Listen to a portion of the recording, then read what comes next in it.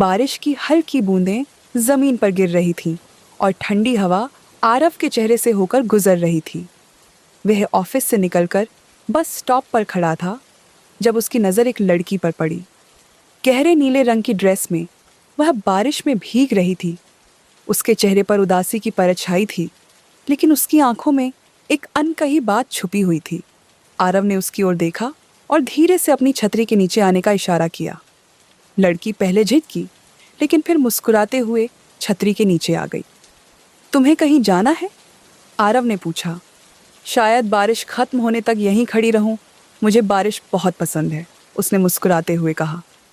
आरव ने महसूस किया कि उसकी मुस्कान के पीछे कोई दर्द छुपा हुआ है।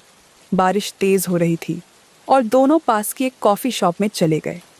वहाँ गर्म कॉफ़ी के कप के साथ बातचीत का सिलसिला शुरू हुआ। लड़की ने अपना नाम निशा बताया।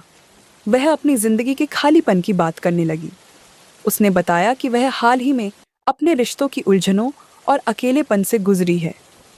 आरव ने उसकी बातें ध्यान से सुनी और कहा, कभी कभी अजनबियों से बात करना दिल को हल्का कर देता है। निशा ने अपनी ज़िंदगी के सपनों और खोए हुए लम्हों की बातें की। उसने बताया कि कैसे उसे संगीत पसंद था, लेकिन जिम्मेदारियों ने उसे अपनी पसंद से दूर कर दिया। आरव ने उसे प्रोत्साहित किया और कहा, जो चीज़ तुम्हें खुशी देती है उसे कभी मत छोड़ो। जीवन हमेशा एक नया मौका देता है। बिजली की कड़क सुनकर निशा डर गई और आरव के करीब आ गई। आरव ने उसे सांत्वना देते हुए कहा, डरो मत, मैं हूँ। निशा ने उसकी आंखों में देखा, जहाँ उसे सुकून और विश्वास मिला। बारिश थमने का नाम नहीं ले रही थी। दोनों कॉफ़ी शॉप से बाहर निकले और पास के एक पार्क की ओर चल पड़े।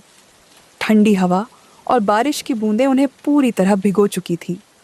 निशा कांपने लगी और आरव ने अपना जैकेट उतारकर उसके कंधों पर डाल दिया।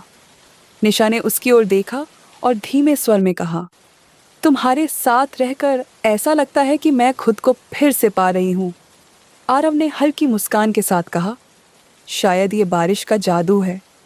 पेड़ के नीचे खड़े होकर दोनों एक दूसरे के ओर करीब आ गए। आरव ने उसके गीले बालों को हटाते हुए उसके चेहरे को नज़दीक से देखा। निशा की आंखों में भावनाओं का सैलाब था। आरव ने धीरे से उसका माथा चूमा। निशा उसकी बाहों में खो गई, मानो उसे एक ऐसा सहारा मिल गया हो जिसकी उसे तलाश थी। आरव ने कहा, शायद ये पल हमें हमेशा याद रहेगा। निशा ने मुस्कुराते हुए कहा, शायद ये पल हमारे ख्वाबों की शुरुआत है। बारिश अब धीमी हो चुकी थी। निशा ने आरव को गले लगाते हुए कहा, तुम्हारे साथ ये शाम मेरी ज़िंदगी की सबसे खूबसूरत शाम बन गई।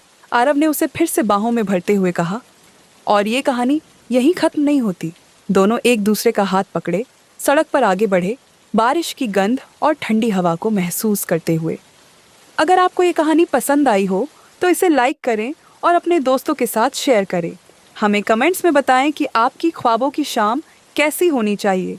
ऐसी और रोमांटिक कहानियों के लिए हमारे चैनल को सब्सक्राइब करें और बेल आइकन दबाएं ताकि आप हमारी अगली कहानी मिस न करें।